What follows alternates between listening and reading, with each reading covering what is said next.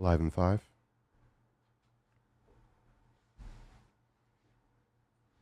What's going on, sports fans? It's your boy Josh Williams back again with another episode of the American Fan 365 podcast. I am, of course, joined by my beautiful co-host, Miss Rosine, but Miss Rosine is going to also be introducing someone else that's here today.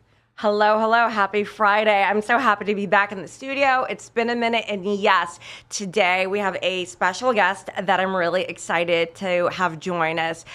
We have joining us is Nick Dais from the Veterans Minimum, which is like the dopest. I want to say if you're a better or if you're a sports enthusiast in any capacity, I would absolutely follow Veterans Minimum on Instagram and all the platforms that they're on, and Nick will go into where they're at. But Nick, thank you for joining us today. I appreciate the intro. Thanks for having me. This guy right here, look, I'm a big sneakerhead.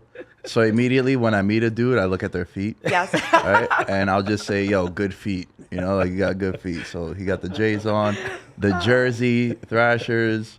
It's the number 10. I mean, this guy's perfect right here. You know, it's my favorite number. There we go. Oh, okay. Yeah, that's 10. my number. Yeah. It's a custom jersey. Yo, bro, we're like best friends, man. We just finally connected Did it we now. become best I love it. Did we just become best friends? I like it. Man, but so much, thank you so much for coming on today on a Thursday. I was like, is it Friday? Oh my God. George I coming thought it in was saying it Friday. was midweek, and I'm like, is it Wednesday? Like, y'all got, I'm still coming down from Brazil. I don't know Honestly, what day I thought it was Friday. I don't know what day it is. Y'all gotta help me right now. Like, seriously. But really excited about today's show. Talking about Brazil. Just got back from Brazil on Tuesday. My guy Jamahal Hill did it. Got the light heavyweight title. And actually set a record for the most significant strikes in a light heavyweight fight. Oh, really? Yes, he did. He had, let me see, he had, I think it was 240 significant strikes or something like that. It was, Glover's face showed the wear and tear of all of those significant strikes. So, but just quickly to do a quick UFC 283 recap, Jamahal Hill wins. He's actually also the first Contender Series participant to win a title. So that was really cool. Got to hang out with Laura Senko in the back, and Laura's been kind of the glue behind the Contender Series. She's always the lady that interviews, and she was really emotional, so that was really cool. Because she got to see someone that, she had been riding for from the beginning actually make it to their dream. Brandon Moreno closes out the epic with Davidson Figuerido. I'll go to you because I know you said you watched some of the fights. They were saying that Brandon was winning, but maybe it was just because I was in Brazil and everything that any Brazilian did, they were like super amping. I thought it was tight, and then when he was able to get him on the ground and lay some ground and pound to really hurt his eye and all that good stuff, I thought the fight was much closer than they were calling it. I disagree. Okay. Yeah. So as Ro was saying in the intro, I like to indulge in some sports betting. Okay. So I had the app up as the fight was going on, and after the second round, he almost got caught in that guillotine. Yes, which was tight, and it looked very dangerous. It was that was like 30 seconds in. Yeah, like there was no sweat. Yeah. You're not tired. I was like, this could be over. Yeah. So I was looking at the live lines, and I felt like Moreno was up 2-0. And then I'm looking at it, and it was still like minus 130 from her. I was like, I think this is a mistake. So I had bet him pre-fight, and then I bet him during the fight too. Okay. So, and that questionable punch that everyone was talking about with the eye.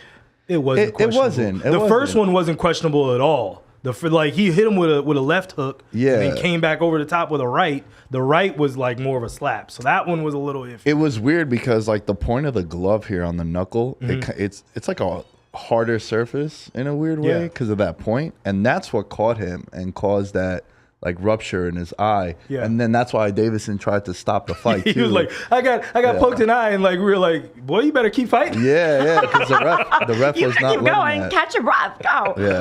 Yeah. But that was dope, man. I've always been a Moreno guy. Like it was interesting because Jamahal Hill had that video that went viral when he was talking to Ariel Helwani about like my biggest fear was not realizing my potential. Yeah, and actually pushing on his dream. Yeah. You know what I mean? Like really, like I'm gonna put everything in I think it was like my biggest fear is dying without realizing my potential. Yeah. And then he's like January 21st or whatever day it was. He's like, I was like, damn, that shit was cold as hell. It was like I'm gonna get my answer. Yeah. And then Moreno had that video like after his second or third fight in the UFC where he's like, maybe not today, maybe not tomorrow, but I'll be champion one day. Like that shit is so dope to me. And that resonates whether you watch the fights or you watch sports or not, right? Yeah. Yeah. I mean, because that it resonates on all levels of life because everyone is pushing a dream. Right now, Ro and I are pushing a dream. Yep. You know what I mean? To get this, so is Nick. Nick pushing his dream to get his podcast where he wants it to be. We're very, very close. And that's the thing that's so weird about all of this is like, it only takes so much. I got to hang out with Miles Jack, who was there for Jamal. And then also I'm Red, the guy that's always like, no, I'm on my phone. The guy that pranks. Oh, yeah. So I got to hang out with him and like hearing his story, because I had met him this past summer with Jamal. And hearing his story and kind of just how everything came together and to go from zero to like making millions a month. Well, you know what? Here's the thing. You can have all the talent and you can have all the aspirations, but what it comes down to is discipline and dedication. I mean, for me, there's nothing more powerful than discipline, period. And that's what makes the difference between somebody who really loves the idea of it versus somebody who truly wants it, no matter what it is. It's the discipline, it's the dedication that you have to it. Yeah. And I think when you watch clips like that, you are reminded that, God, I'm watching this fighter on TV. He seems to have it all, but he's exactly where I am mentally. And so it's stuff like that I want my son to watch. Yeah. Just quickly get through the rest of the main card. Gilbert Burns, he appears to be a little bit back on track, with the first round submission. I know they served up a lamb for him, but he took care of it. He was starting to slide with some losses, and the Colby Covington call out was pretty interesting. I think that could be a good fight potentially for him. Johnny Walker with a huge first round knockout of Paul Craig. I actually wanted Paul Craig to win that fight just because I saw because Jamal's only loss in the UFC right now has been to Paul Craig. So to see Paul Craig kind of slowly creep back around, if Jamal can win a fight or two, that would be a huge fight. If Paul Craig kind of stuck around a little bit longer just in terms of redemption and trying to get that, that L vindicated. But both of them are so nice. Like Paul Craig's such a nice dude. And then Johnny Walker and Paul Craig having beers and food with their wives after the fight, like in the hotel. Like I'm like, this is insane. And finally, Jessica Andrade put Lauren Murphy on bed rest with 231 significant strikes in a 3-round fight, most ever in a 3-round fight. Man or woman. That's the Bronx on Tuesday morning at 9 a.m. like in front of any given bodega. Like, congrats. Oh my God. The Aki way, that's it. Yeah. She put it on her the Aki way. And the cats that were the referee. The bodega manager and the ref. Oh my God. Well, all right. Before I get off of Brazil, I have to talk about first off, George, O'Day, John Orlando, the studio owner. All of them were like, "Oh, Brazil, make sure you take row. Make sure you take a dummy wallet. You know what I mean? Like, don't go to the same place twice. You're gonna end up in a bathtub full of ice." Rose talking about I'm about to get nip tucked and have my kidney missing with a tape recorder strapped to my chest. Like, with instructions. You're alive, but you need to get to a hospital. It happens. Damn, it was fine. Listen, well, okay. It was fine for Joshua. I drove. I had my car. I had a rental car. Oh, yeah, girl. I ain't had time for all this extra money. Like, we was on a budget. I paid my little $50 and I was in a rental. And your rental was only $50. Yeah, for 4 days. What? Yes. Yeah, everything is cheaper outside of here. for 4 days. But I didn't realize it was that cheap over there. Oh, yeah. And the craziest part, too, was, like, they drive like me. So everyone's like, oh, they're driving so crazy. But, like, they drive like New York. But the only thing I will say is, like, the roads, like, certain hours, the roads just change. Like, this way will be going this way. And then, oh, no, it's 2 p.m. They're coming this way. And, like, if you don't know, you could be in trouble. That sounds like the turnpike. It was nuts. I did meet a few dudes that looked like Cristiano Ronaldo. And so I immediately started to feel like I needed to get back in the gym. You know what I mean? I know I got a girlfriend role, but I still need to feel like I can put butts in seats. No, you better stay hot for your girl. No, she wants me to be fat. I don't know what it is, girl. Anyway. Oh, maybe it's okay. Well, maybe maybe it's like dad bod. No, I don't wish to have a dad bod. Nick, dad bod is not the bod for you. No. That's all ha-has and he-he's. No, Like, Eli dad bod is hot. Eli never had a bod to begin with. He lived with a dad bod. Don't you remember that bathing suit picture?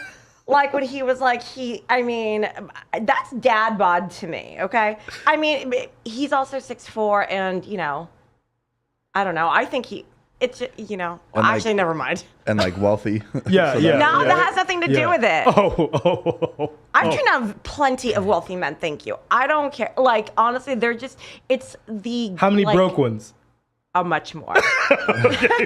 No, I'm saying like the bod thing is like, to me, I would much rather have like a 6-pack and be in shape than have a dad bod. I'll tell you what's attractive about a hot body for me. It's discipline. It all goes back to discipline. I work out 4 or 5 times a week, okay? To me, I need to, because the men with the butterfly nuts will come get me if I don't. It's a complete mental thing for me.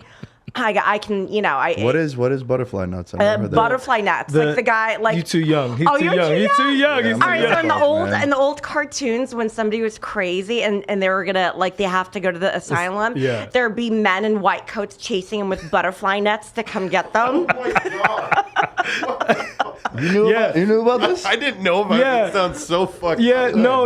Like because you got to remember, like. We don't really have insane asylums anymore. Right. Like those have closed. That's why there's so many homeless. But yeah, like back in the day, if the people in the white coats or the white vans show up, that's how they were depicted. They come after you with a butterfly net.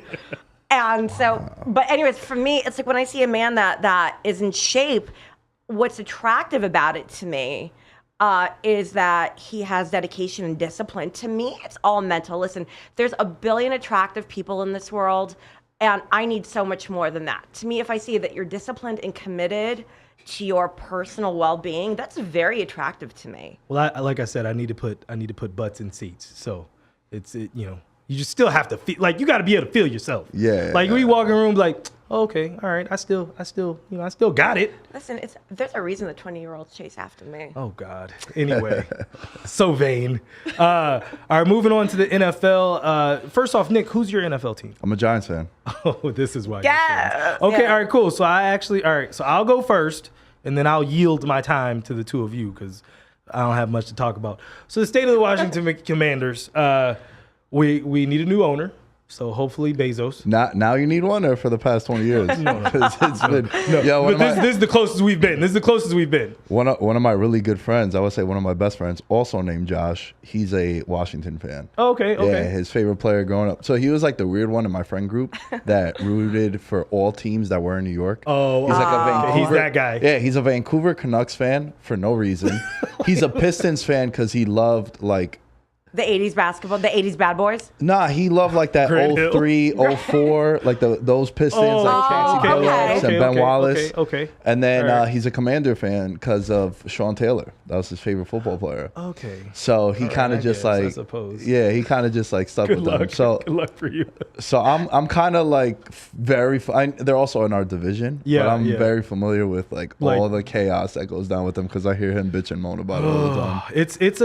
It's a sad state of affairs. Yeah. Josh still calls them the Redskins. Yeah, they're the Redskins. I still randomly call them the San Diego Chargers. Right, like I call them the Oakland Raiders. I still don't know who the Guardians are. Who the fuck are the Guardians? Like I'll be watching ESPN or it'll be on the background. They'll be like the Guardians. Guardians versus so and so. Like since I hit a double for the Guardians and the bottom of the eighth, I'm like, who the fuck are the Guardians? Yeah, I told you. We talked about this. I know. We feel better now. We feel better now about the name. No, I think of like Commanders of the Galaxy or Guardians of the Galaxy with the raccoons. Like it doesn't hit. No, it doesn't work. But Chief Wahoo was a lot more racist. So I understand. I understand the move away from the Indians. But yeah, so we need a new owner. Save us, Jeff Bezos. Quarterback. I'm hoping that we can run with Sam Howell because we need the cap space and just continue to build. And you know what I mean? We'll see. Draft a cornerback in the first round. I'm looking at Keely Ringo. So A corner? yeah.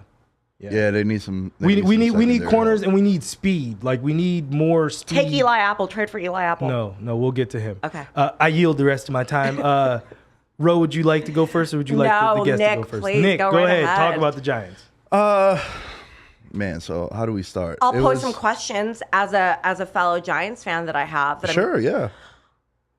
Now, given the quarterback market, and we've touched on this before, given the quarterback market, and we see people that are worth every penny that they're paid, and quarterbacks that aren't worth the paper that they're signed on, meaning Kyler Murray and Kirk Cousins.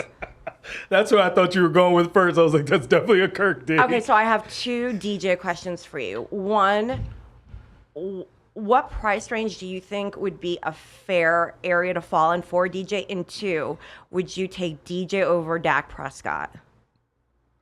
So your first question, I don't buy the whole hometown discount thing. I don't buy the whole take less for the fuck that. I got a chance to work with Will Blackman on a podcast. Oh. And we became really good friends. And there was so much that was said off the record about the business side of football. Mm-hmm. And he's like, dude, when the Packers came to me, because he got drafted by the Packers, when they came to me about re-upping my contract and taking less hometown discount because they drafted him, he's like, dude, I'm from Rhode Island. That's my hometown.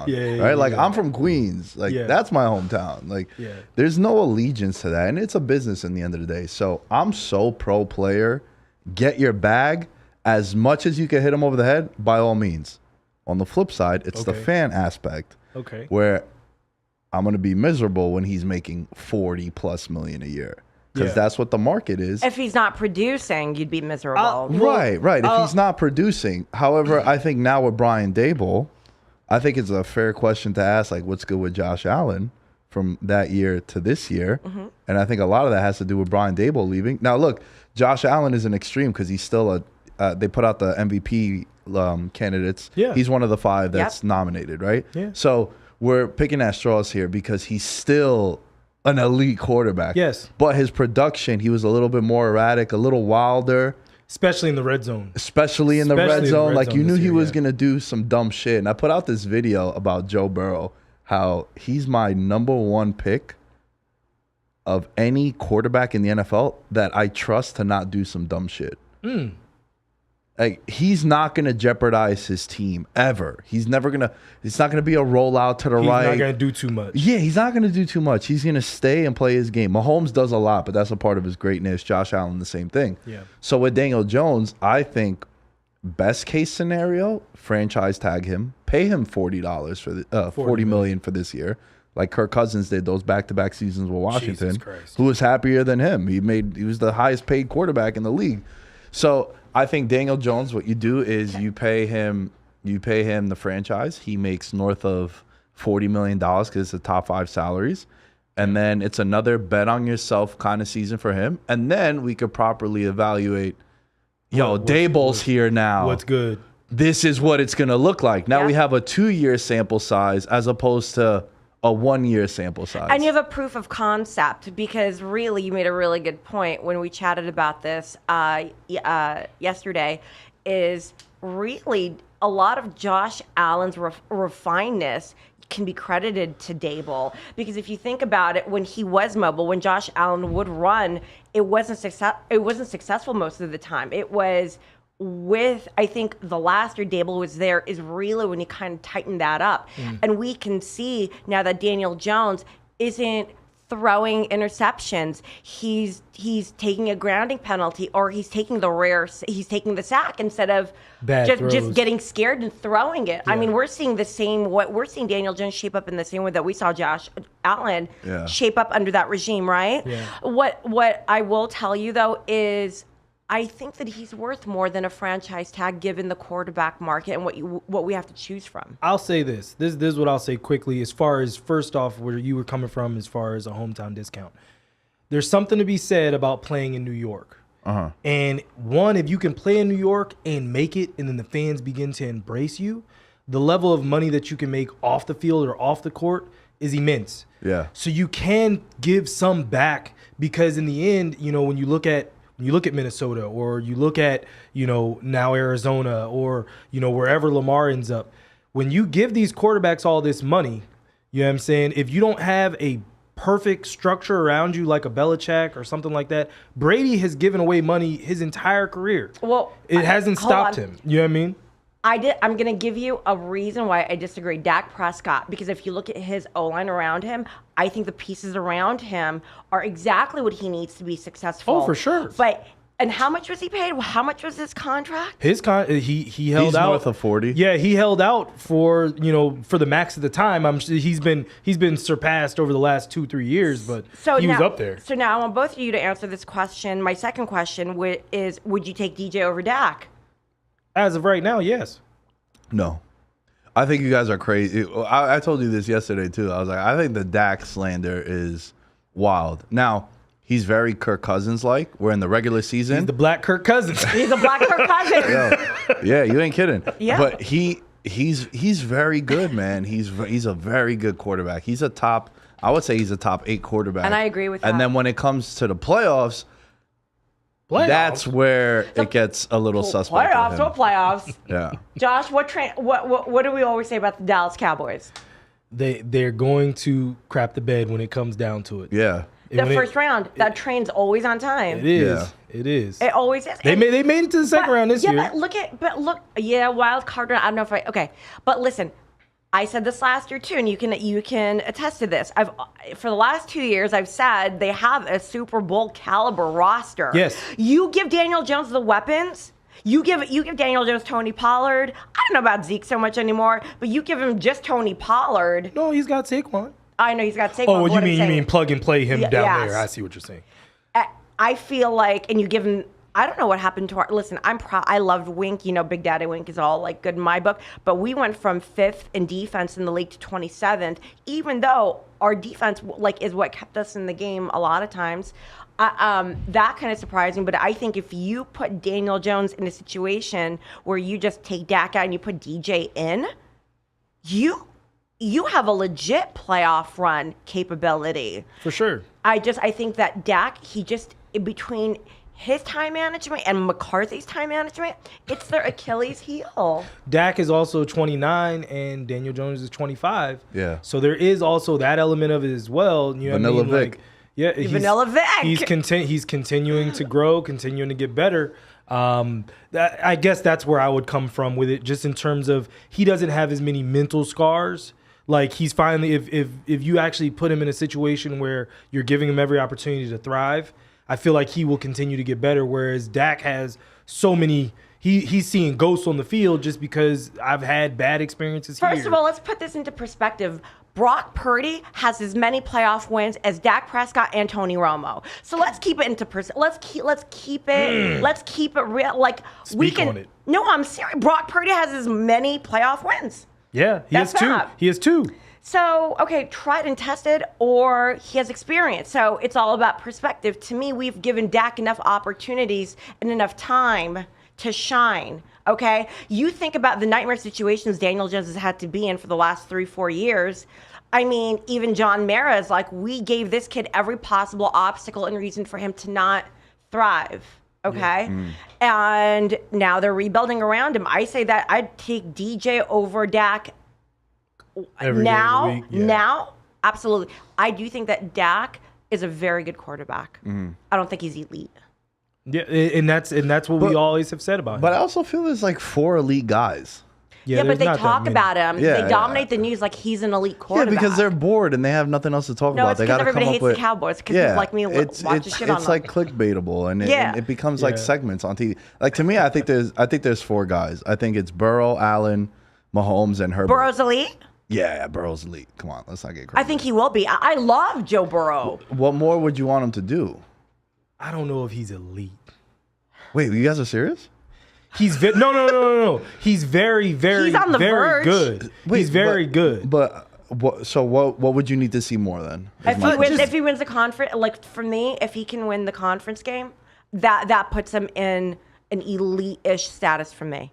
I'll say this. I feel like he had a great run last year. It's just continuing to do it. You know what I'm saying? Like he hasn't had a long enough run for me. Like I wouldn't necessarily put Herbert there because Herbert has games. Herbert's not there. Yeah, well he just put him there. Yeah, I don't think Wait, like, what are you talking about? I was going off of his list. Yeah. I wasn't saying that was my list. Herbert, Drake. But you know what I mean? Like for me, Herbert isn't there yet. Like Okay. he has games where it's like, damn, Justin, like pull it together. Yeah, you know what I'm saying? that I think is more debatable than Burrow. Like I think Burrow is Burrow, and any time he's gone up against one of the guys that he's paired with, he outplays them. Right? He's 3-0 against That's Mahomes. fair. He beat Josh Allen in his building, and yeah. he has. And they were winning the game where Hamlin went down. And he absolutely has Kansas City's number. Yeah. Like they're not scared of Kansas City at all. They're not scared of. They don't give a fuck about anyone. Yep. And it's because of him. Like his swag. And they just played in the snow. Yeah. I'm like, God bless. They just played in the snow and did this.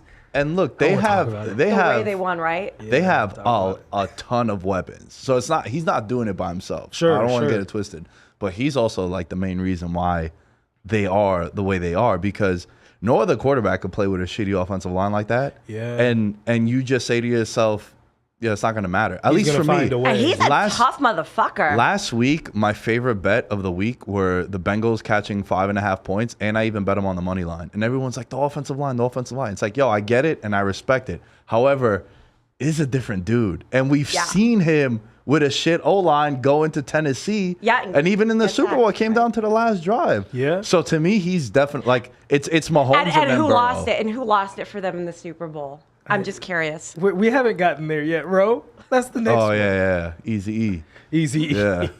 well, all right, let's go ahead and speed up through it then. Are the Bills in trouble? Well, really quick, are we going to get into picks? Can we talk about... Oh, yeah, we're going to get into picks. We're going to get into picks. Are the Bills in trouble, or will cooler heads prevail? Because Stephon Diggs, rushes out of the locker room, has said some things, kind of was cursing out Josh Allen in the second half of that game. What do you guys think? Do you think the Bills are going to? Because the Bills were my Super Bowl pick. I thought this was I had their year. Bills against Eagles in the Super Bowl. Yeah, I thought this was their year. So for them not to make it, I had Bills versus Eagles. That was a red flag. Everybody was picking Buffalo. It was the most. I think across back when I was in New York before I moved out here, because I love futures. I love risk a little to win a lot. It's just like fantasy football too, right? You play for 17 weeks. It's like, all right, man, you bet on someone to win the Super Bowl, get some money back. I always throw $20 for the Giants to win the Super Bowl in the beginning of every season because just because. $20. That's like 2 coffees at Starbucks or whatever. Yeah. Like, no, I feel you. I do that. I did that with the Giants when the playoffs started. It was 75-1. I was like, all right, it was still good odds. Still good odds, right? So, Buffalo across, I think there are 10 sportsbook apps that you can bet on in New York City right now, and 7 of them, the most heavily wagered team was Buffalo. So everybody was picking Buffalo, and to me, that's always like, no, we're not doing that. And you think it mushes them?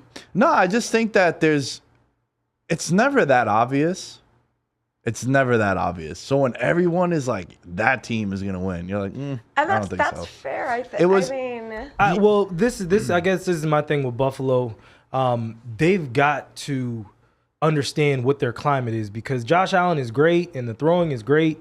But, when the Bills were doing it with, Jim Kelly and Thurman Thomas and, and Bruce Smith and all those boys, they still would run that football in the playoffs. You know what I'm saying? Like Jim Kelly and the running gun and all that stuff was cool. Playoffs come is like, we better go ahead and hand this ball off to Thurman. You know what I mean? Like they don't have, I don't know if they have that. I know they have multiple running backs right now, but I don't know if they have that one guy where it's like, when all else fails, because the Bengals have Joe Mixon. Right. You know what I mean? Like, they can hand the ball off if that's what the game is going to be, and we'll be okay.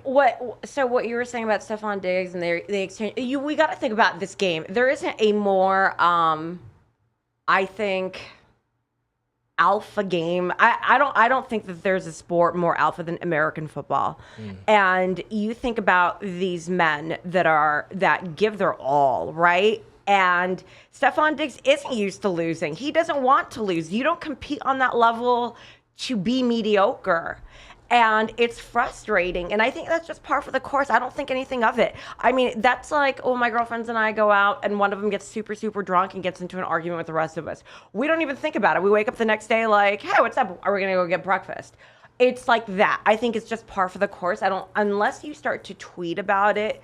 Well, what he said was like, it's the same thing every year. Basically. Well, but it's not. this is the Bills defense trying to stop the Bengals. just walk on through. Go ahead and just walk on through. Yeah, that was another thing too. Like they were wide open, and even in the harsh conditions, it seemed like it benefited the Cincinnati Bengals more than it did Buffalo. Yeah. And I think that's just heat of the moment. That is. Like I played football back home what position? I was a quarterback. Oh. And I played in like competitive flag football leagues. Like, okay. 30. Like as an adult. Yeah, like with my buddies. And there'd be times where like you don't throw the ball to one receiver. Man, I can't play with this motherfucker. That's Odell. Like, but that's also the nature of that position. It's the most unique position I think in all of professional sports. I'm always open. The wide receiver. I'm always open. But think about this, right? Like in the structure of an NFL huddle or any huddle at any level, right? The wide receiver is the first one to break the huddle. They're the furthest away from the ball. Their entire production is catered to not one, but two things to happen. It's the dude's blocking for the quarterback to give him time for the quarterback to then get him the ball. Yep. So the whole diva thing, like, I totally get that.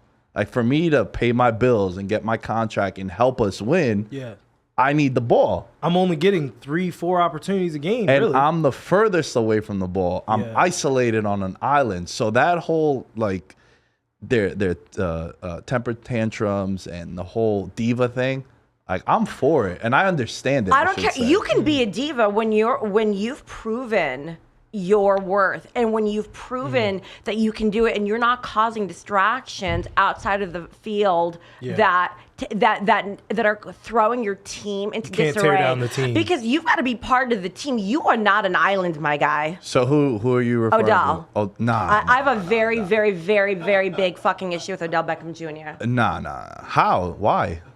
Okay, so I'm going to give you, I used to be a very, very big fan, and I'm going to tell you that I think he's a generational talent. I think it's very, very, very rare to find somebody that can play on Odell's level in multi-generations, okay?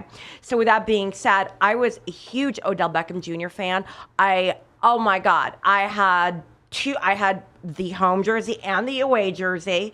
I was like, oh my God. I was so happy that we had him. And then as time went by, and just like you said, their livelihood depends on, it sucks when your livelihood depends on performance of others on that high of a level. And he was dedicated. There was a sequence of events that happened in the last 2 years. For me, when I finally was like, for me, I am loyal. Yeah, I'll have your back. Like, if I have an issue with you, Josh, I'll take it up with you when we're not in front of anybody else. Like, I'll talk about it with other Giants fans, but I never, as much as he was getting on my nerves, I never talked about it with any other fan base. I'm going to tell you when that dam broke. It was a week after he signed a $90 million contract, the highest wide receiver contract at the time, post rookie wide receiver contract for $90 million with the New York Football Giants. He was on an interview with Lil Wayne on ESPN, and he sat there a week after going, now this is him after throwing Eli under the bus. This is after all his antics and shenanigans. Meanwhile, he has more highlights in his hair than he does in reels, but okay. Anyway, so he goes, yeah, but I think I'd like to play. I think New York's too cold. I'd like to be, like in California, like it's sunny there. I'd like to be there. You just signed a $90 million contract. A week. The highest wide receiver post-rookie contract at the time. You know what? Now we don't want you. That for me is now I'm like, fuck this guy. I knew he wasn't the guy when they played the Redskins and he got in a fight with a kicking net and started crying. Man, listen. That's when That's when I knew. You know when I knew other teams had his number is when he got into that fight with Josh Norman. And because it's easy, he's very, very delicate. It's very easy to get under his skin. Yeah, and to when they started talking about his sexual orientation and such. Listen, but you know what? They all shit talk. I mean, I'm sure like he isn't the only closeted player in the NFL, and that's fine. I don't give a shit. But the thing is now what you showed is that other people can get under your skin. New York is the hardest market to play in any sport. Yes. Right? Yeah. Not a question. So fuck the hometown discount, not only because I'm pro player, but because if you're playing in a marketplace like New York, the skin that you are, Daniel Jones ever, 3-4 years, as shitty as he's had it, not this past season, he's never complained. He's never said a word. He's never taken an opportunity to shit on anybody else. He said it's all me all the time. Odell Beckham Jr. is not a team player. Odell Beckham Jr., there's a reason nobody wants him back. When they were like, what did I say? Please, Dallas, take him because he is a locker room cancer. He will implode the whole thing. Please, Dallas, Jerry Jones, give him whatever the fuck he wants. I started GoFundMe. I'll contribute $10 to it. Please, Dallas, take him. I'm so done. I was with you until you said the locker room cancer, because I think his tenure with the Rams completely eliminated all that. Well, Wait, are they clamoring for him back? No, wait. But not just the Rams. Remember, how did he get to the Rams? Right. He had the same drama and nonsense in Cleveland playing with his best friend, Jarvis Landry. Right. And Kareem Hunt and Nick Chubb. Yeah, like they were boys. So they ran him out of town too. Yeah, his best friends, who he's like, that's it. This is the crew that I need to play with. This is our chemistry. It's all about watch. And those were his boys. Absolutely. However, who came out looking better from the Cleveland situation, him or Baker? Yeah. Well, that's fair, but Baker's Uncle Rico. He's never going to look good. So here's the thing, right? When he left and went to the Rams, they don't win the Super Bowl if it's not for Odell Beckham. No. They won the Super Bowl because of Aaron Donald. Let's not get it twisted. No. They don't get to the Super Bowl if it's not for Odell Beckham. Because okay, I won't say he's the only reason, but he was a no. He was a part. They're all. A part. I had bet on the Rams last year to win the Super Bowl, so I became like an avid Rams fan. I was watching like beat writers. I was in the trenches with them. Also because the Giants were going to win like 4 games, so that was something that kind of like steered me in that direction. But the Rams became a one-trick pony on offense, and that pony was a stallion with Cooper Kupp. But when Odell got there, it was a luxury. Because it's like, yo, we got Robert Woods, we got Cooper Kupp, we got Van Jefferson. Oh shit, we got Tyler Higbee. We got a bunch of pieces. And then what happens? That same week, Robert Woods blows out his knee. Yeah. So now you're not a luxury, you're a necessity. Right. Yeah. We need you. No, that's fair. And if you look up his box score and what they were doing with him on the Rams, they don't make it to the Super Bowl. And there was a game, I'll never forget this. I've talked about this on my show so many times when the Odell conversation comes up. Teams trust him. Because there was a 4th and 2. The Giants didn't trust him. There was a 4th and 2. Yeah, they did. No, they didn't. They did. Eli Manning, his career prolonged because our entire offense was Odell. Our entire offense was okay, but let's get Odell the ball. Odell, please do something. Like our offense is now with Saquon Barkley. It's like, yo, Saquon, do something. or Vanilla Vic, roll out the pocket. Would you want Odell back with the Giants? Of course I would want Odell back with the Giants. Oh my God. I literally. As opposed to what? Isaiah Hodgins, great story. I'm a fan. He'll be a number 3 wide receiver. But my money's on Isaiah Hodgins over and 3 times on Tuesday before I put it on Odell Beckham Jr. Oh. He's a nuisance. When he went to the Rams, though, just to finish this point, when he went to the Rams, I think all the locker room cancer talk, he's a bad teammate went out the window because it's like A-Rod. Winning makes you forget a lot, and when you win, how bad is it going to look from his teammates if they said anything after the fact? I bet you if they didn't win the Super Bowl, it would have been a different narrative. Nah, I think a lot could have came out. That's fair. That's fair. Yeah, that's fair. We'll never know, right? Yeah. We'll never know. We'll never know. Well, no. All I need to know. No, we do know because all I need to know is. Was there an outpouring of we're going to support you through this injury? We want you back. We will sign the Rams kind of did. Well, yeah, because that was also right after a Super Bowl win. Somebody either wants to fuck you or they don't, and you know immediately. I'm done with you. Odell also though. It hasn't been a year since he blew out his knee. Yeah, we're just now getting close to it. In a couple weeks, it'll be. Yeah, it hasn't been. He wasn't ready to come back. He shouldn't have come back. Let me ask you this, Nick. What was the Jerry Jones narrative before and after the Odell visit? What was the tone of it? Because I can tell you. Well, I think it's because they realized that his knee wasn't going to be ready, and he wasn't going to be able to be. He wasn't going to be able to help them. He wasn't going to be able to help them. Not only that, they didn't need him. They already had a stacked roster, I think. And why? And they needed him. No, they went and they signed T.Y. Hilton. He needs. They needed weapons. He needs to be the prettiest girl in the room the whole time, and he was never going to be that in Dallas. Never, ever, ever, ever. Nah, I don't. Jerry Jones is like, we had a great visit. Well, hold on. He wasn't the prettiest. Have fun at the Mavs game.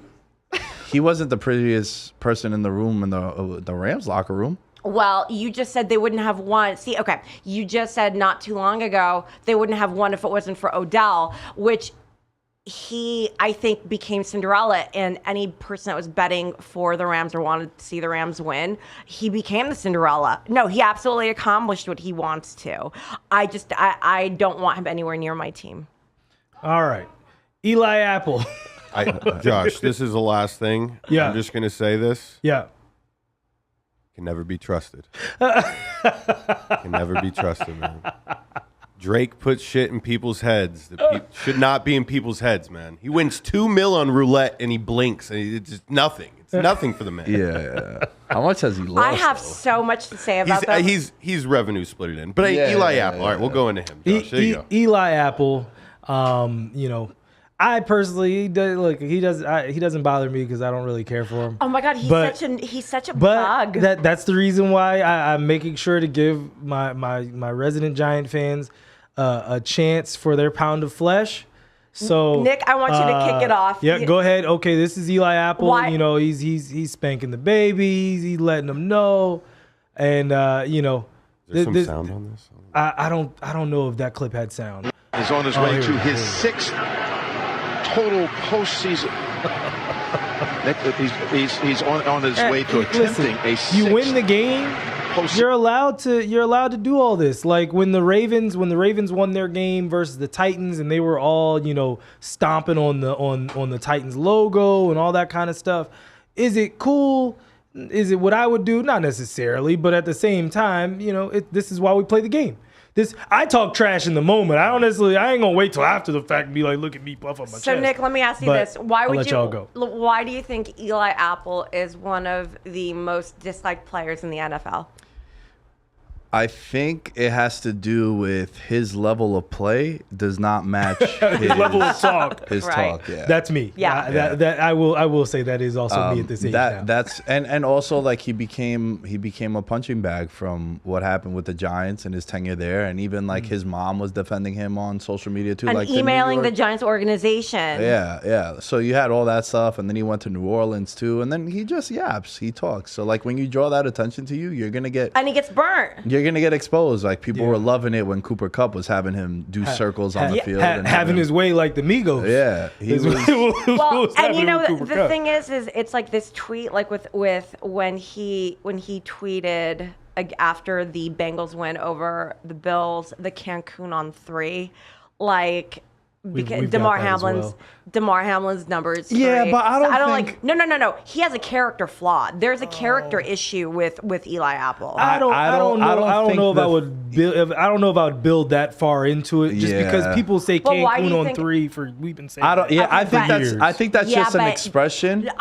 You guys are talking to me like I don't know that. No, I know, but I don't want you to read into it. That's what makes it especially egregious. No, he wants you to read into it. That's why he did. Oh my God, really? That's why the rest of the world got like pissed off about it, but you guys are like, no. Well, no. Well, also the rest of the world kind of looks at everything to get pissed off at. Well, look at. All right, that's true. We'll look at it this way. No, scroll down for me a little bit, George. The video is actually Patrick Beverly.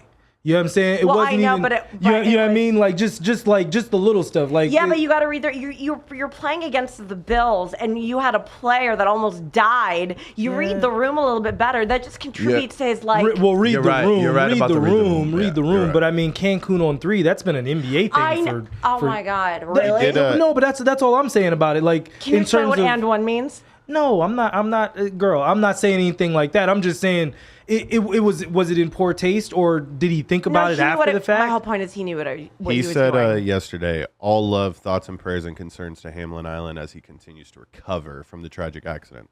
So it's like a little.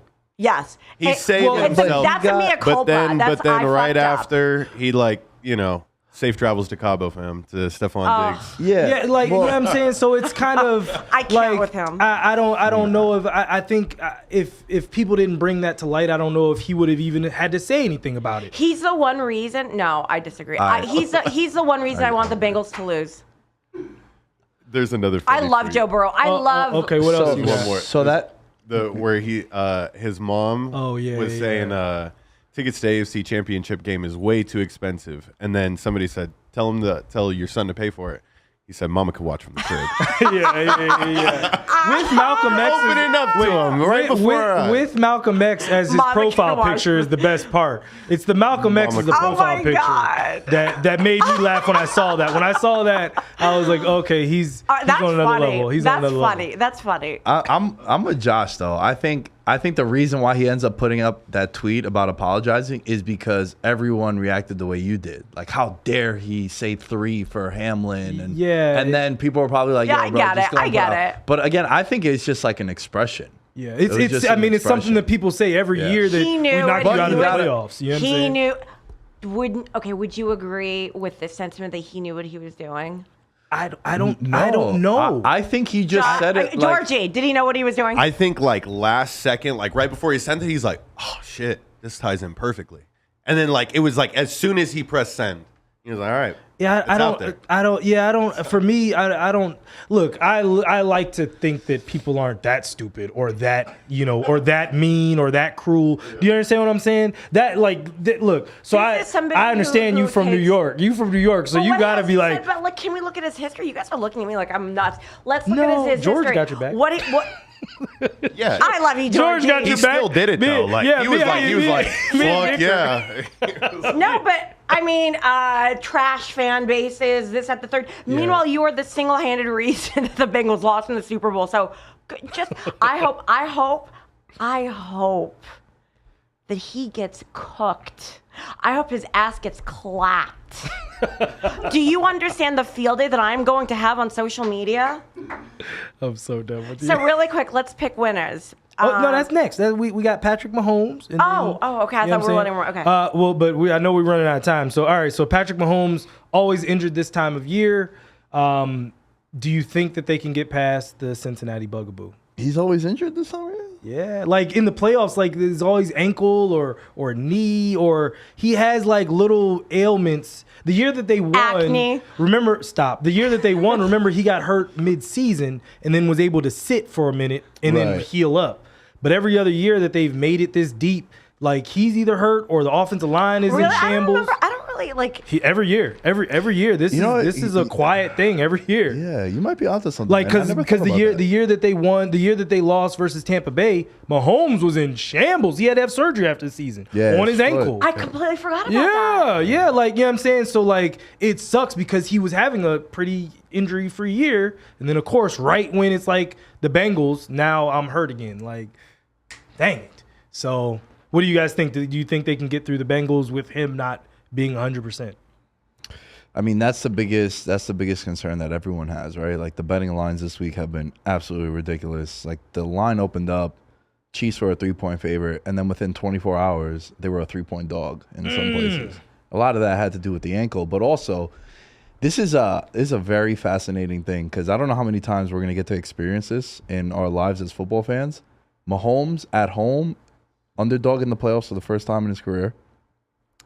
The whole world is betting the other side, which is wild, right? Because Mahomes and the Chiefs are a public darling also. Sure. But then the Bengals have been on this insane, I think they're 19-5 against the spread in their last 24 games. It's something outrageous that. They've just been, if you're going to the sports book, you're making it rain off the money that they're winning you. Okay. But this is a triple revenge spot for the Chiefs. They've lost to them 3 straight times. They beat them last year, same scenario, and the Chiefs were an 8-point favorite in that game. Yeah. So what has changed? You lost Tyreek Hill?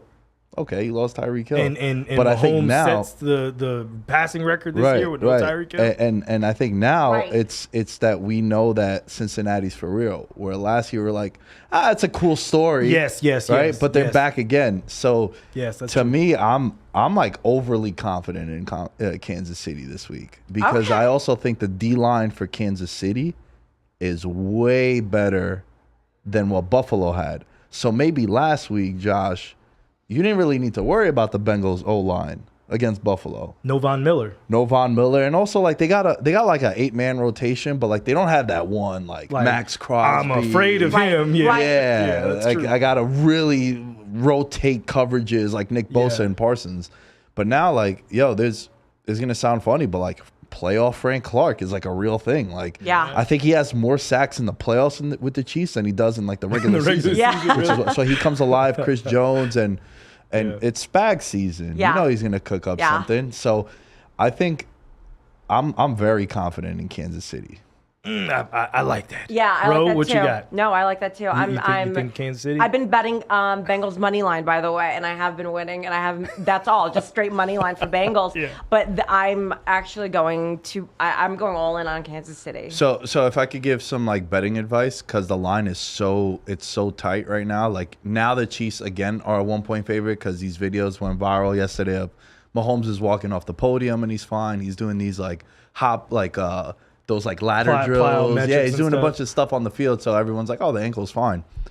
I would wait 1 or 2 drives. Okay. Let the game start. The game already is at a pick 'em, right? So it's not like Kansas City is a -500 favorite like they were last week. Who do you have for first touchdown for Kansas City? I mean, it's hard to not pick Kelsey, right? Yeah. It got to be Kelsey. Kelsey or what's that running back's name? Yeah, the running Yes. back. Either of those two. So I think just going back to this with the live betting, let the game start. See if Mahomes is able to do his Mahomes magic, because a big part of what makes him great is the ad-lib stuff and improvising. And if he can't, that would be a concern. But I think he's fine. I think he's fine. I think if it was that big of a worry for Kansas City, they don't put him out there in the second half last week. So I think he's going to be good, and I think they get their revenge.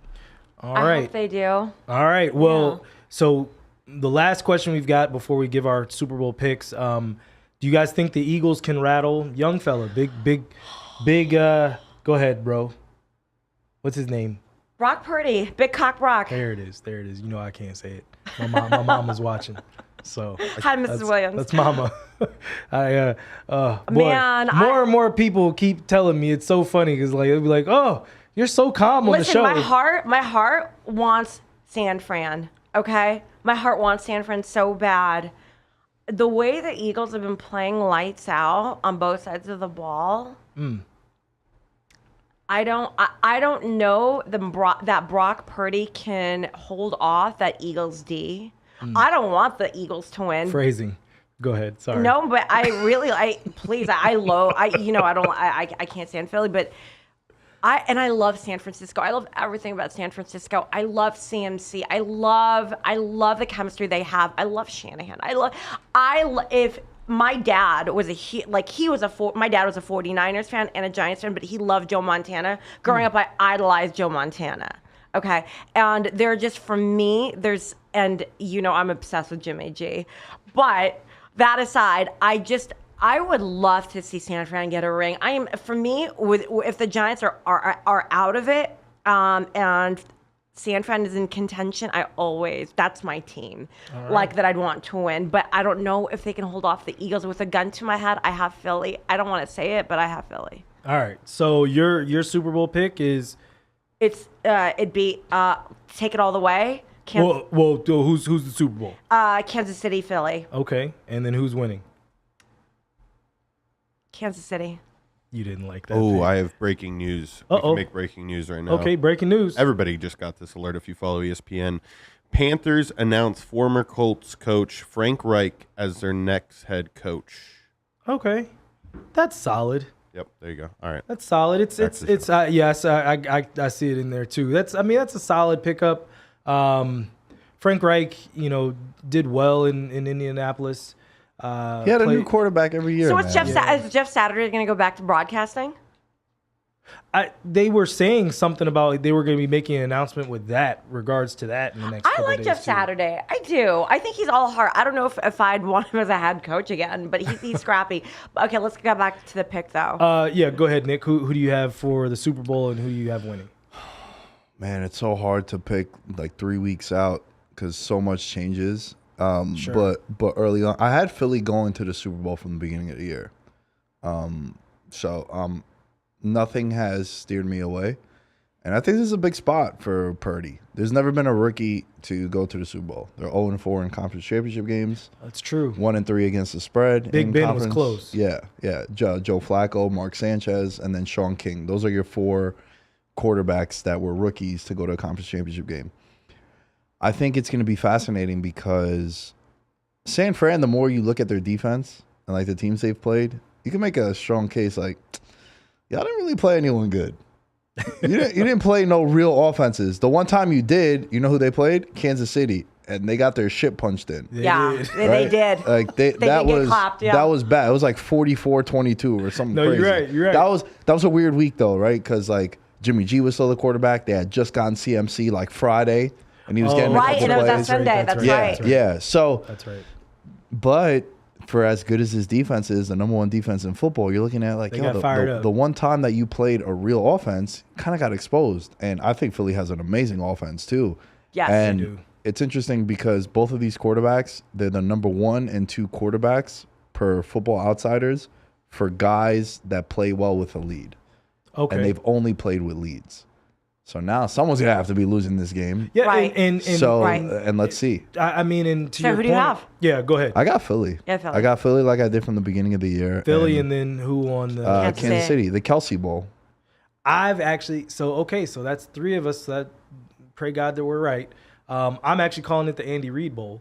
That's interesting. that you call it the Kelsey Andy Bowl. Reid Yeah, Bowl. that's you too. And I would love to see Andy actually, win one at the expense of the team that gave up on him.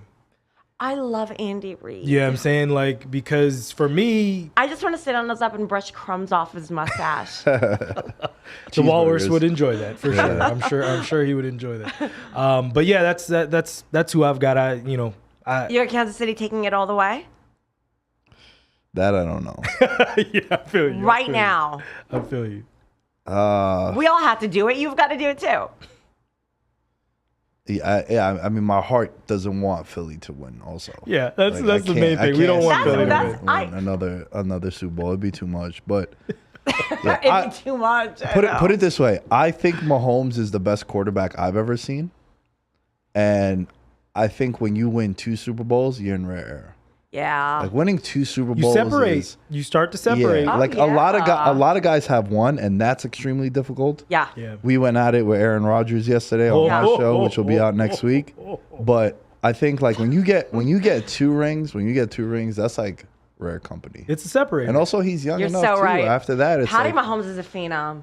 And you don't like him. It's not that I dislike him. It's just there's something about him that keeps me from embracing him. I don't know mentally what it is. Love that child. Love him. He's a good kid. He's like a rugrat. I gotta know. meet him and feel and see how cool he is. You like, I knew he was cool. Road dag on it. I want wanna to get, like him. I want to You like can't him. get I don't know past why him. mentally I can't get there. All right, George, how much time we got? I know we're on borrowed time. Like as much time as you need. I've told you this so many times, man. The show's going good. You don't have to end it. I don't like I him. know. People want Ew. You want to sports rush us content. off? Did you watch the 76ers Nets game Yes, yesterday? moving on to the NBA. Ooh, that was so good. Moving on to the NBA, the Nets fall to the Sixers in a chippy game. No, I loved it. For the Nets to do anything, Ben Simmons has to be Ben Simmons. Period, point blank. Embiid 12, 5, played and with 5. him, played with his food. 12, 5, and 5. Kyrie needs you, Ben Simmons. Yeah. You know what I mean? Like, Kevin Durant's still down right now. Like, they got a great contribution from their center, their young center yesterday. I think he had like 30-some points. But, like, for them to do anything, Ben Simmons needs to be averaging 22 to 24 Because points a game. because the Sixers were trying to make a statement. They wanted to embarrass him, right? Yeah. So the center got that many points because nobody was paying him any mind. He was on the pay no mind list. They didn't care. They wanted to swat the ball. They wanted to try and get a foul from Simmons whenever they could. They were laughing at him. Embiid did the fucking suck it. No, he did it. Yes, I he missed did. that. Oh, I missed that. Fines are coming, Bro, I'm from the WWF era, bro. Yeah. Suck it, Suck attitude it. era. That was my shit. Yeah, dude. I was like, and they went He nuts. get him with the degeneration. He did. He was like, Bro, I still do that. I'll be 32 in like 6 weeks. I still like sometimes my When's your friends. birthday? March 11th. oh, you're Pisces okay. too. I'm February That's 23rd. all I know. Please don't get me into horoscopes. I think it's the dumbest shit on the planet. Oh no, on don't do that! Don't do horoscopes. that! Don't do that! Yeah. You don't want to see Rose. Yeah, Rose, listen, Rose, if you Rose make- take the mask off. It's not good. Yeah, It's not good. No, but that tells me all I need to know about it. Yo, all right, that's fine. That's totally fine. However, if you make life-altering decisions because you're a Cancer, Yeah, and like yeah, the that's- planets don't align on your day, you're an idiot. Well, Respectfully. to each their own. I To don't. each their own, yeah. I But do to me, not. it's like I'm judging you. I judge people on two things, right? Yo, seriously. Their shoes. No. Like this is for real. When I ask someone if they went to public or private school, like high school growing up, if you tell me private, I'm like, Good. That's me. I went to private school. you got the for high- kicks, bro. You got the kicks. So like you can always compromise. Yeah, a you little balance bit. it out. But Well, I that went to private for high school, but I was public the rest of the way. you gotta be public school. I got Yeah. Private school I agree, 1,000,000%. we moved. I'm also you know, from the boroughs too. So like me, it was I went to high school. We had 4,000 kids in it. Right? My graduating class was 1,800. That's an That's a lot of education in real life. And culture. It is. and No, 1,000%. diversity, Yeah. Your 1,000%. kid, you want your kid to know how to socialize. This is why I insist. Like my son, he's like his mom. He's got a mouth, blah, blah, blah, blah. But they're very iPad focused. Roblox is how they engage, and I don't. To me, I mean, my ex-husband like kind of floated the thought of maybe a private. I was like, absolutely not. He goes to a blue ribbon public school. It's great for him, but and I love his school. But at the same time, he needs to be with Gen Pop. Go be with Gen Pop because you need to know how to maneuver. to survive and thrive. Yeah, no, and you've it's- got to figure it out. Now, like I'm at a point where if he has a little squabble with his friends, I'm not texting. The other moms don't text me. I don't text the other moms. Like let them that's- learn how to figure it out because But that's I how had to. that's how Yeah. we handled everything outside. Because if you came inside, you were inside. That was the end of the day for you. Yeah. You know what I'm saying? So like no. and they have to learn how to They- figure they it out do. themselves. They And do. so when This- you're Yeah. sheltered, see, and you brought up a really good point because I judge people if they're born into money. Because to me, Oh yeah, the lamest people I know were born into money. if you've never had to survive, if you've never had to go through the struggle, and I'm talking like oven door to keep the heat on. I mean, my mom and I went through it. We went through it. And listen, nobody put me through college. I put me through college. Nobody can say they gave me anything. I wear that as a badge of pride. If you tell me, you know what's crazy is the people that I know that were born into stupid money. Are lame as fuck. No, and they've had problems their whole life. They haven't been able to like. Yeah, because they have a little bit of adversity with something, and then it's the end of the world. For It's them the because end of the world for them. Everything has always been where, we could take care of it like this. We're like, They've never had to figure it out themselves. yeah. Again, You lamest. feel attacked. Well, I'll say this as the guy that's brother played in the NBA. You listen. You have to. We didn't always have money, so I don't ever want to Right, give so, that but- impression off. But that's the big part of it. The main thing, really, I've seen people that have been born into money that still turn out as good people because their parents keep them grounded because their parents didn't have money. You know what I mean? Like My parents are immigrants. There is I will say there is something to that saying that says basically good times make weak men. Yeah. Weak men make hard times make strong men, and then the cycle kind of continues. Yeah. There is something to be said about that, you know what I mean, in terms of walking into money or walking into situations. But I will say, you know what I mean, just the other side of it, you have to be the best version of yourself, and that is being a good person, treating people with respect. Yeah, loving and not being You know what I into mean? horoscopes. Yeah. And not being into horoscopes. I hope you have a really big dick, though. She always just shuts down the conversation. I hope you can breathe through your ears if you don't believe in horoscopes. I'm done. But I will tell you, we were talking about like wealth. You like that, Georgie? I will tell you, the lamest men that try to pick up on me have the most money, and I got to tell you, it is such a turnoff. Like, I don't give a fuck. Honestly, There's nowhere else for them to go. it is so lame. I There's don't. nowhere else for you to go. No, and honestly, it's men that are like blue collar that have all did it like that have always done well for themselves, but they did it themselves, that don't rely on their money. That is attractive. It's like you can have that, to me makes you sexy, but if you're like. I'm sorry. I literally almost had a stroke. At first, I thought it was George dropped something. I looked. I was like, "Oh, it was Nick's phone." That was way louder than I so thought loud. it was going to be. Jesus Christ. I No, almost but had a seriously, stroke. I think money makes you lame sometimes. It definitely can. Listen, I don't care how much money you have. If you're corny, Yeah, money you're- doesn't make you not corny. It can help. There was. I'm just saying in terms of like you, and we've all been around people like this. Like you go around someone that either is a celebrity or has money, and everyone knows it, and then it's oh, that's so funny. It's like the cats that with the wasn't most funny at swagger. all. Let me tell you something. The cats with the most swagger are men that came from nothing. With the cool cats from the neighborhood that never had nothing, who did like that's why I have a particular type. You know, we know what it is. Yes. And no, I'm serious. That's No, like I agree with you. Joel Santana said you could buy the rags, you could buy the bags, but there ain't no sign that say they sell swag. Yeah, That's it. And It's That's not for it. sale. It's Yeah. not for sale. For No, sure. you either have it or you don't. It's that thing. And men with money usually don't have that thing. Yeah. It is. You know what though? Steve Wynn has that thing, but it's like his dad had bingo parlors. Yeah. He wasn't born into this kind of money. Yeah. He did a lot of it himself. Sure. So He made that his gives situation, You, that yeah. charisma you can't buy. Yeah, that's inherently in you. Yep. Don't look now, but my Washington Wizards have won 4 in a row and Hercules. continue to put us in bad situations for Victor. I still don't know how to pronounce his last name. The Frenchman. Frenchman. Wemby, Yeah. Wemby. Just say Wemby. That's like the Yeah, NBA Twitter. yeah. Wemby. How do you pronounce his last name? I don't know. Yeah. I don't know, but like that, everyone either Everyone's calls him going with Victor Wemby, or all right? Wemby. Yeah, Yeah, But that's gonna see. be their nickname for him. We're gonna have to. It's like with Adetokounmpo, right? Yeah. How everyone calls him Giannis. Yeah, I People really have- Giannis. Yeah, Giannis. he's the alien. so- He was the Greek freak, and I'm just calling him the French alien. Yeah. Oh, So that's I love Giannis though. I do. But yo, the Wizards, man, they're interesting because like I love Bradley Beal. You do. really Yeah, I think he's great. great. Yeah. He's underappreciated in Washington, and I think that Underappreciated? Oh yeah, I know he got his money. Yeah, we gave him the bag of bags. Yeah. And this child can't hit a free throw whenever it's Yeah. crunch time. Yeah, but he's awesome, man. bag I of think he bags. gets The bag of bags. so yo. He's a guy who I think in like if he was to ever get traded to like a contender, yeah. the conversation would completely change around him. They'd be like, "Yo, Bradley Beal was That's the missing that's a piece." really fair point, It's- by the way. It's fair, but I'll say this. I'll say this is what I say to that.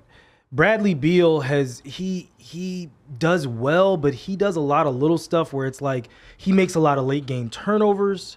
He does a lot of stuff that puts you in positions where it's like, dang, why we lose?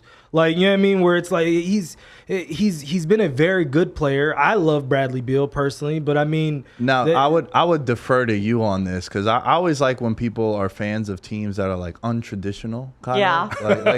Like you know, everyone's a Lakers, Celtic fan for the most part. Or they'll follow LeBron I am around. a Lakers fan. Laker fan, but she's So- been a Lakers fan. So I it's no disrespect. people whose opinions I really respect are guys and girls that follow like one particular team, right? Like I always say, like, yo, I don't know everything about your team. Sure. Right? I would defer to you to that. Yeah.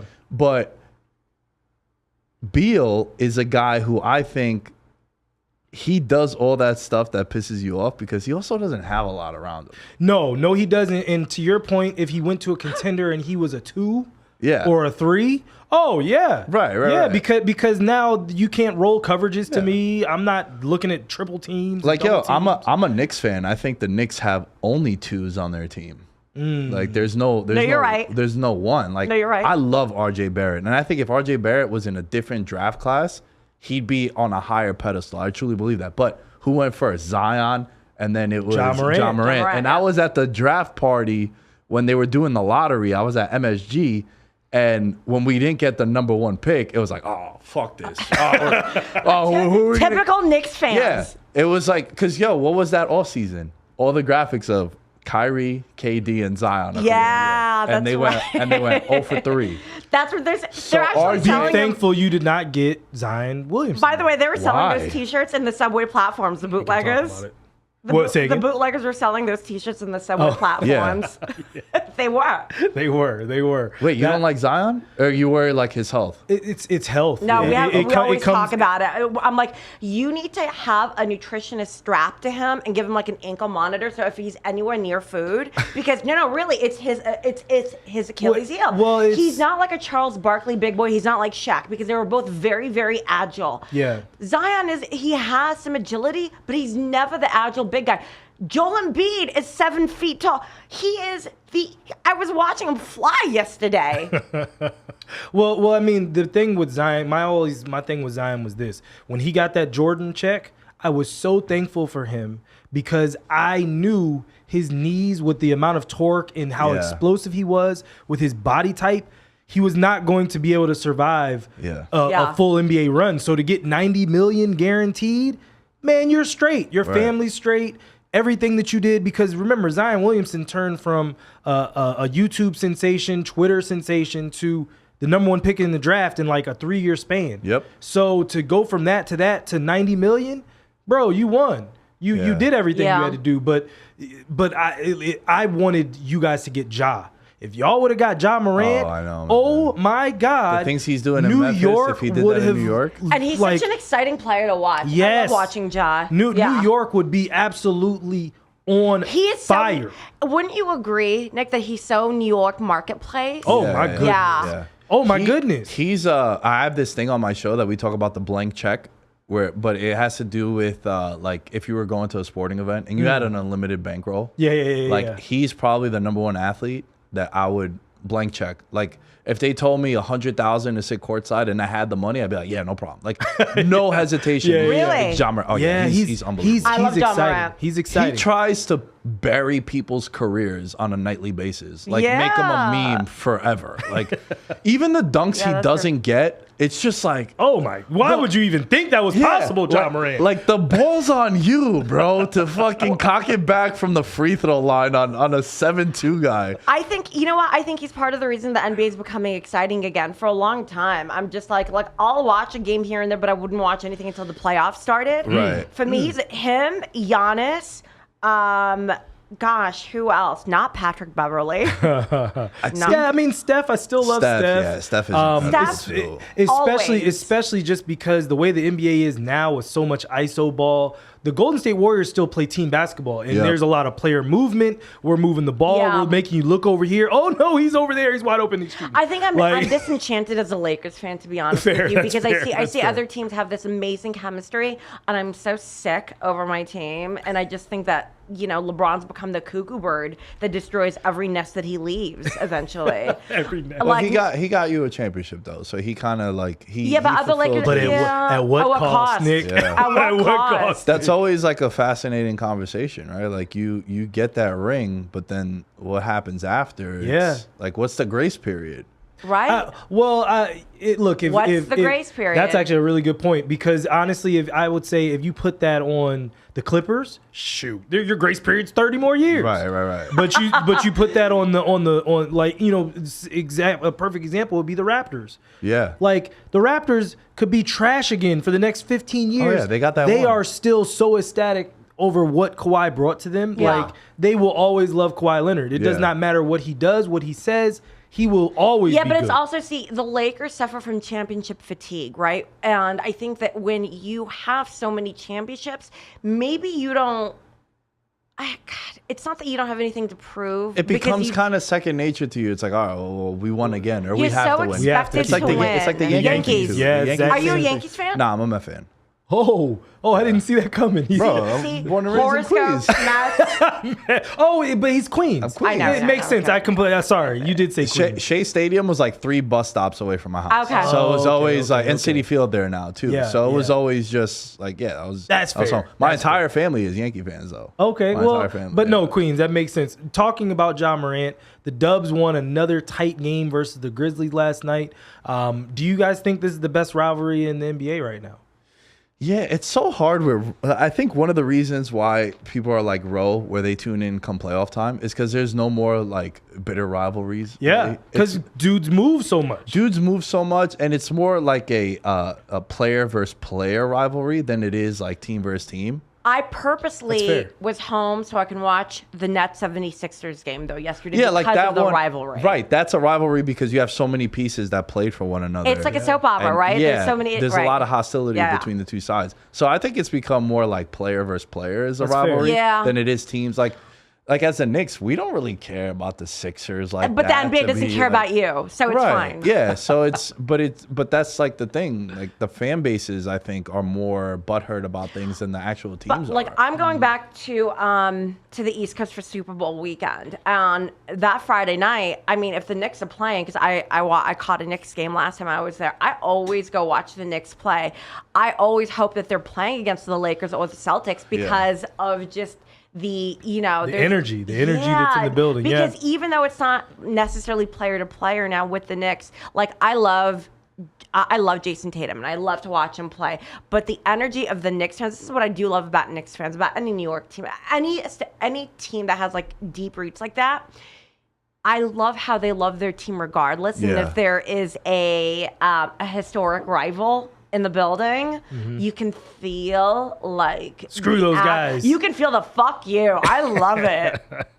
This is gonna sound very Homer of me. Okay, but I will die on this hill. There is not a team in all of professional sports in America, because I'm sure there's probably like a team in Colombia, a soccer team that the fan base would go crazy. There's not a team in American sports that if they won a championship, the city wouldn't know how to act. Oh, yeah, we all know that. But, like, I'm talking about, like, they'll start riots. Yeah. They'll do, like, crazy shit, burn fucking buildings down, and then the next day they'd show up and, like, we saw clean how up you after all themselves. Like, yeah. They go, bro, the Knicks are starving. Yeah. Well, wait, Nick, you seem to think that we forgot how you all acted when you won your first playoff game since Patrick Ewing a couple seasons ago. The way you all flooded the Garden, I was like, yeah. I'm like, the way they act like they just won the third ring in a row. Yeah. You know what's a good rivalry? Knicks and the Hawks, because of Trae Young. Oh, because of Trae Young. Wait. Bold prediction, hot take, clip this, George, get this ready. Trae Young's going to be on the Knicks. I think Trae Young ends up on the Knicks. Interesting. One way or another. I think he'd rather set himself on fire. No. Dude, it's no. I mean, I'll say this: if he went to the Knicks, the amount of the amount of energy switch from being like hated to being loved. Oh, they'd embrace him. We'd run through fucking walls for him. Yeah, you would. I'm still so mad that would. Donovan Mitchell didn't end up with the Knicks. I love Trae Young. I love Trae Young. And especially what he's doing in Cleveland. Like, Cleveland's been a hell of a story. Oh, the yeah. Kings? Yo, what about the Kings? The Kings? Yeah. The Kings have been dope. Played well. Yeah. They've been playing well. I mean, shoot, they've only drafted 37 lottery picks in the last 5 years. At some point, you got to get it right. But to go ahead and get out, Damian Lillard joins Michael Jordan, Elgin Baylor, and James Harden with his fourth 60-point game last night. The Blazers won 134 to 124 Who doesn't love over Dame? Utah. Is Damian Lillard back? He's my favorite basketball player. He's the reason why I had League Pass when I was back in New York. Yeah. Now I have League Pass because like I can't watch the Knicks otherwise. Yeah, the Knicks are Dame decent is. Josh has some websites for you. Yeah. We'll talk after. I don't pay. I don't pay. I don't pay for anything. But yeah, I think he's back. I think he's back for sure. And it sucks that they broke up him and McCollum. And it always also sucked about McCollum how he was always in the trade packages. Yeah. But it was like, dude, it's not a slight to you. You're the only asset that anyone would want. Component, right? Like that's true. Outside of Dame, who the idea would be to build around Dame, right? Because he's the better of the two players. But I think with CJ McCollum, like that was such a cool dynamic. But their ceiling was what it was, right? And eventually you just got to make changes. But yeah, I think Dame is back. I love sure. Dame. Yeah, I'm a big Dame fan. Yeah. All right. Well, George. Yes. We've come to the end of the road. I would like to thank each of you guys for watching, and also make sure you like, share, subscribe to American Fan 365. And I did not put this in my notes, but I remember just now. Do not forget about the Michael Jordan rookie card giveaway. We're still doing that on Michael Jordan's birthday, February 17th. We'll have a special. He's an Aquarius, if you're curious. Michael Jordan. Yeah. That's interesting. I never even. No, Aquarius is very self-centered. It makes perfect sense. Oh no, I wonder what the planets say about Aquarius today.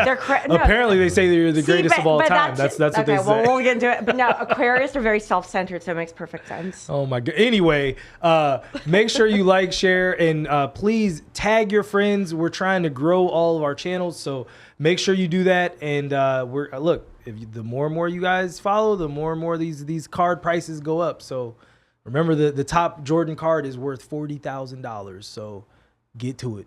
See you guys next time. Take care. How about Nick? You should mention veterans.